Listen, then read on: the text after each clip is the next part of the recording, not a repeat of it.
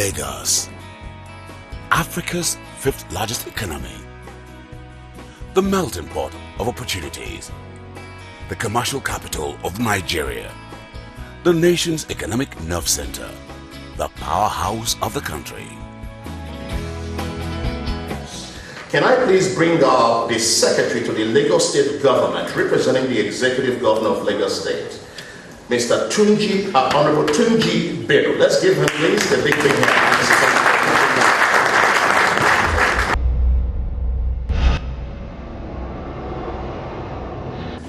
Well, my main purpose here is to represent the Governor of Lagos State, Governor Akinwumi Ambode. The first is to tell you that Lagos is open for business. Now we are talking of Nigeria's smallest state, less than 1% of Nigeria's land mass, yet with a huge population of over 22 million people. It's Nigeria's industrial capital. Over 60% of what is produced in Nigeria comes from Lagos State. Now we have is the home of the aviation activities and so on. 80% of international travels is done in Lagos. Then you have the maritime trade or maritime activities is also about 70%. And then with that huge population, when the present governor, when he came to the office about 2 years ago, one of the first things he announced, he said, I have a 3-point plan. The first is to reinforce the security of the state, and he has invested tremendously in that. The second point is to create job opportunities for our people, so given the huge population and so on, and also to be able to attract foreign investment. And the third point is to develop the infrastructure, which is massively going on. You see, in the recent times, we developed bridges, roads, and several things and so on, which people can attest to. So, and he also did another thing, to create an office, and he calls it an office of overseas trade and foreign investment. And I have with me here, we have Professor Abbas. He appointed a special advisor, Professor Ademola Abbas, who is going to come and tell us about what we have for this office. What is this office going to do? How is it going to facilitate investment in Lagos?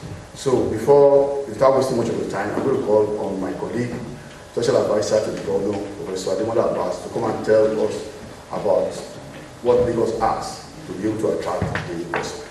Thank you very much.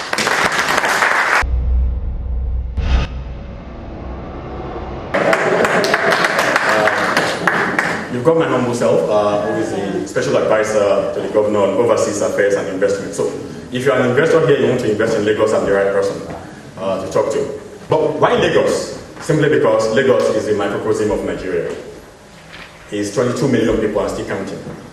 On record, Lagos has the fastest urbanization or urban rural drift anywhere in the world. 86 people move into Lagos every single hour. New York is 17. Lagos, as you know, is a megacity, which means it's more than 10 million people. London is a brilliant place. I spent like 15 years of my life here. It's not a megacity. It's about 8 million people. But it's a smart city. Lagos is trying to move to a smart city. About 5 million of Lagos population is roughly in the middle class, which means some reasonable amount of spending power. If you're an investor, you will care about that. 60% of Nigerian population, Lagos population, is under 35 years of age. Talk about youth bulge. And you've seen what it did to China in the space between Tiananmen Square 1989 and where we are today, if you learn to manage your youth very well. Lagos, as the SLG said, is the tiniest state in Nigeria. It's about 3,750 square kilometers, basically, which has about 65% of all the industrial activities. Now, Lagos' economy itself is currently $136 billion. That is Lagos State alone. That means if Lagos were to be a country, it would be the 5th largest economy in the continent of Africa. And in case you are wondering what does $136 billion actually mean, it is at the moment bigger than both the Kenyan and Ghanaian economies put together. But again, if you reflect a bit, it is more than 44 countries in Africa put together. When I'm talking about 44 countries, I'm not talking about Ghana and Kenya. I'm talking about Gabon, Namibia, just smaller countries. No offense if anybody is from those countries from here. I'm just putting this in context because those countries have GDPs of 2 billion, 3 billion per year. So you need about 40 of them massing together to be equal to Lagos alone. Now, coming with that is a question of huge responsibility, which we have been trying as a government for the past 2 years to respond to. For any of you who have been to Lagos in recent times, you will have witnessed a lot of development going on. We still have a long way to do. We came in on a platform of being heavily doubted and trouble on the story. Most Nigerians here. Nobody knew Akim Imambode. Those who knew him then thought, he was a very fun-loving governor. He's going to be dancing disco all over the place, and so on and so forth. He is fun-loving. You know, we dance a lot. And those of you who have seen him dance, he's fantastic in dancing. But hey, you don't want to work with that guy, you will die. He's a naughty hard worker too. And that is why he's taking Lagos to where Lagos hopefully should be. Now, talking about investment, where precisely are we looking at investing? If you're an investor here, you will care about certain things. And I'll tell you why you must think about Lagos before anywhere in the world. Now, you can take this to the bank, you'll get money for it. Energy. Currently, Nigeria has about 10,000 megawatt deficit in energy alone. What we have, I think at the national level, just roughly around 3,000 or thereabout, which is near not enough. In Lagos, we are hoping, and the Commissioner for Energy will be here. And for those of you who are from Nigeria here, I'm sure, or those who live in Lagos, this will be music to your ear. In the next 3 to 5 years, we are betting on that. Lagos is going to have a 24/7 electricity, unbroken. And I think, I know when you are saying amen, you are thinking,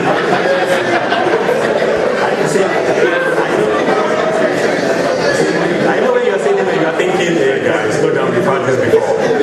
You see, like you, I've heard this before. But the difference is, when we came in and we said, we are going to build these bridges, we built them. We said we'll build the bridges in 18 months, we build them in 12 months. We said we're going to build these roads, we are building the roads. And I think one thing the Lagosians are getting used to it is that when this government says, I will do it, it means we will do it. So I'm saying that in the next 5 years, we will have 24/7 light in Lagos. But the question is, how do we want to do that when we all know as Nigerians that energy is on the exclusive list of the federal government? That would be a legitimate question to ask. But here is the answer. It's a very clear answer. We're not going to be transmitting. The law does not stop us from doing what is called embedded energy, which is generated within a community and you consume it there. We already experimented with that a few years ago with the Independent Power Project, IPP. So what we are going to do is to do IPP in different places. So if you live in Shoreditch, you have your light there. If you live in Peckham, you have your energy there. So we do them in clusters. It's called embedded energy. And as I'm talking now, efforts are at the concluding stage to make sure in the next 3 to 5 years we have that almost all over Lagos State. Another thing is transportation. Yes, Lagos, as we know, is composed 1/5 by water. But it's unfortunate that up to this point, the largest part of our means of moving ourselves about is still the surface transport. Now, you want to shift 22 million people. That is officially we are 22 million. But I heard that if we really do a serious study of Lagos, we are more up to 29 million. That is a single city. So imagine a city or a state that is almost 3 times London in terms of population, and you're carrying everybody mainly with transport. So what we are trying to do is to make sure we put our water resources to better use by encouraging investors in waterway. And for those of you who are familiar with, if you go to, for Nigerians or Lagosians, Third Mainland Bridge, when you look on the left, there's a massive filling going on that, Shoki axis. Very soon you are going to have a first-class seafront facility. You're going to have a water jet, so that from there, you can actually take a ride from there to Marina within 5-10 minutes. You don't have to go through the, and I'm sure you know very well, after a bit of going back and forth, the federal government of Nigeria thankfully has now allowed us, that's the Lagos State government, to construct the road from the airport to Oshodi. As I'm talking to you now, works have started. So what we're going to be seeing probably 6 months from now, we're going to see a 10-lane superhighway from the airport straight to Oshodi. And they're going to have 2 flyovers from there into the local airport, so that there will be no that. Agriculture. In the 50s and 60s, Nigeria as a country was in the with Ghana, was in the lead of agricultural exportation from Africa. It's tragic what happened to us because of oil, so on and so forth. So we should not be here talking about diversifying our economy. We began with a diversified economy before we found oil, but that is a story for another day. So what we are doing now is to bring in a lot of investors. Now you might be asking me, how can Lagos do agriculture with just 3,000 plus square kilometers? What we are doing is we are buying land from other states. We have land in Ogun State, we have land in Osun State, and we are buying land all over the place. One of the things we are trying to do, which we started already, is called lake rice. Lagos will become the first state in Nigeria to partner with another state to produce rice. That is Kebbi State. The word lake is from LA, Lagos, KE, Kebbi. Between Kebbi State and Lagos State, 70% of Nigerian rice need is taken care of. And as I'm talking to you now, in the next couple of weeks, we are going to be finalizing an agreement to have a 32-ton rice mill in Lagos State, so that every single grain of rice we need in Lagos State will be produced in Lagos State. But that is not just it. Thank you. That is not just it. We are diversifying that economy. So if you want to do palm, we are going to have agri-parks somewhere in the water, and so on and so forth. Health. Nigerians spend billions of dollars on medical tourism. We all go to Dubai, right? If you are not shopping, we are going to hospitals. We go to India for transplants and what have you. We go to South Africa, and we keep forgetting that as recently as 30 years ago, University College Ibadan, UCH, was a major medical facility, not only for West Africans, but even from Saudi Royal Prince. It's on record. So what happened, again, was tragic in the health sector. Now, what we're doing is, if you know Ikoyi very well, there used to be this School of Nursing buildings in Ikoyi. It's about 4 hectares. We are converting it into a first-class world health facilities. And what housing. Now, we can never get enough houses in Lagos State. Lagos is very tiny. So what we are trying to do now is to go vertical. Any major city today, I mean, New York, Dubai, you have to go vertical. You know, when I came back to London yesterday with my colleague, we were just walking around, I said, you know what, I just love these terrace houses. Because on a single plot of land, you could put in, only God knows, 100 families. You know very well in Nigeria. That plot of land is what I will build on my own. And I put myself there, right? But what we are trying to do today is to bring in such housing, to be able to go more vertical and have 30, 40, 50 story, you know, and I think we are learning lessons on how to do that. Finally, let me talk briefly about the office I have the opportunity to lead for His Excellency. It's called the Office of Overseas Affairs and Investment. If that word is too long, or that phrase is too long, just call it Lagos Global. Now, the whole idea of Lagos Global was, I think during the campaign of which I was opportuned to work with the government during this campaign, we discovered that a lot of investors were frustrated, not only in Lagos State, but in Nigeria as a whole. And it was very simple. In those days, if you wanted to invest in, let's say, transportation, you go to the Ministry of Energy, you submit your proposal, they will take it in, then you need a permit, you go to urban and regional planning, you might be bounced through 5, 6 different ministries and departments. I think sometimes it could take weeks, months. In some cases, a proposal has been known to take years. Now, if you're an investor, you're coming from UK, Germany, wherever you're coming from in the world, to come and invest your money, for goodness sake, in Nigeria, and you have been bounced from one department to another for as many as 6 months or 5 months or 1 year, you'll never be happy about that. So the government, for the first thing to do will be to establish an office which can serve as a one-stop shop. What I do today in my office with my staff is, and you can test this out, we have already success cases, stories. If you send us a proposal, I take it into my office with my staff. We do the usual clearing. I'm a gatekeeper. We look at all the questions, ask all the necessary questions. From there, let's say it's on energy. I send it to energy department. I give them a timeline. I'm not sending to you that we are going to sit on it for 6 months. I tell you I want a response within 72 hours. If you can't give me a response from that department, you talk to the governor, not me. So the good thing is, within today, from the time you submit your proposal to the time you get the final result, it takes 30 days. Not 31, 30 days. So the whole idea is so that once we clear a proposal, my office will apply on your behalf to the different departments in the system that you will need to get permits from, so that you don't have to go around. That is why it is one-stop shop. And finally, we're not just sitting down imagining how is it operated. We're learning from the world. There are some smaller countries in the world today, in Africa especially, which have proved to be fantastically good when it comes to doing business. Rwanda is number 1. Instead of sitting in our office and imagining we know what one stop is, I have physically visited Rwanda with my staff to see how they do it there. There are other countries, Mauritius, Botswana. There are many success stories around us. So the long and short is, Lagos is open for business. If you come to Lagos today, I'm sure you know, you drive around effortlessly. There is light all over the streets. Whether you are in Ajegunle or you are in Ikeja or in VI, we've taken that away. And with more illumination, there is vastly reduced crime rate in Lagos. That is a fact. Now, we have a challenge so far with kidnapping. And I always say, look, just like when flooding happened the other day, and people say, no, I said, slow down. Flooding is going to continue. No matter how a country prepares, you are going to have some flooding because of the ozone layer, depletion of ozone layer, and this and that, global warming, and so on and so forth. We're going to have challenges, but that does not excuse that we cannot act. I mean, those of you who did in the UK here during the winter, you had massive flooding in the UK. Some of the worst since record began in 1901. Japan is going through the same thing. So it's going to go on. But what we need to do is now to make ourselves more 21st century compliant as far as dealing with the issues is concerned, and that is what we're going to rise up to. Please don't forget that I've got my colleagues here, energy, budget and financing, myself, and SSG. For those of you who want to invest your money in Lagos, please come along. And I can tell you, Lagos is safe. It's the best place you can put your money in now. If you doubt it, go and check out some countries, some investors that have invested in the state. So don't miss that bus. If you don't join on the bus now, you'll be left just wintering away at the bus stop. Thank you for listening.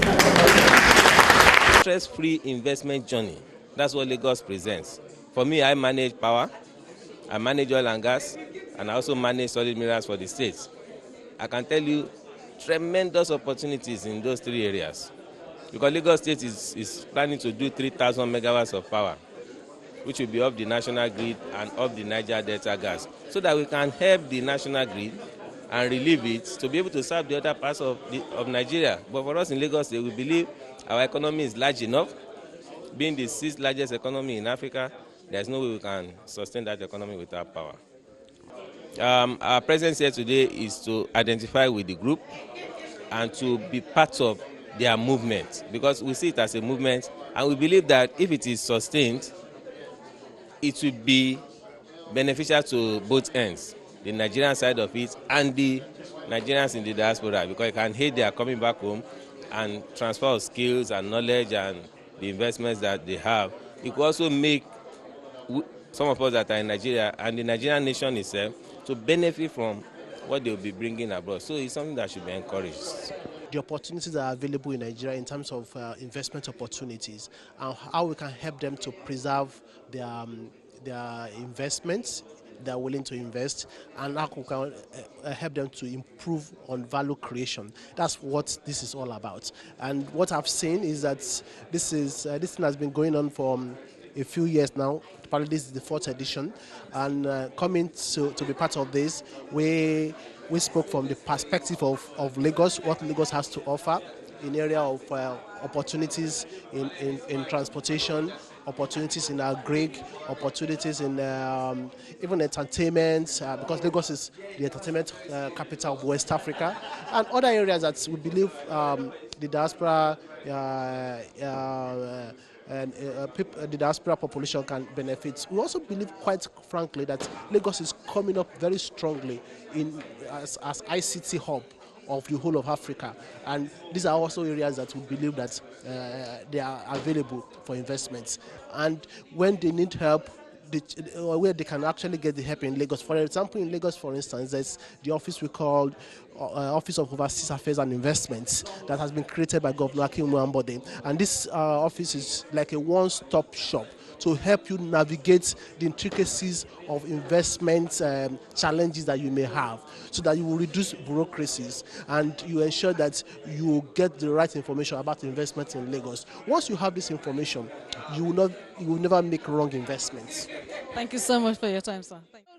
Joining me here we have Mr. Tunji Bello, the representative of the governor here. You're welcome to NDDIS, the 4th edition of 2017. Now, what we are talking about is investment, how people in diaspora can come home and invest and not be scared that they're going to lose their money. Is there any advice on how to go about doing that?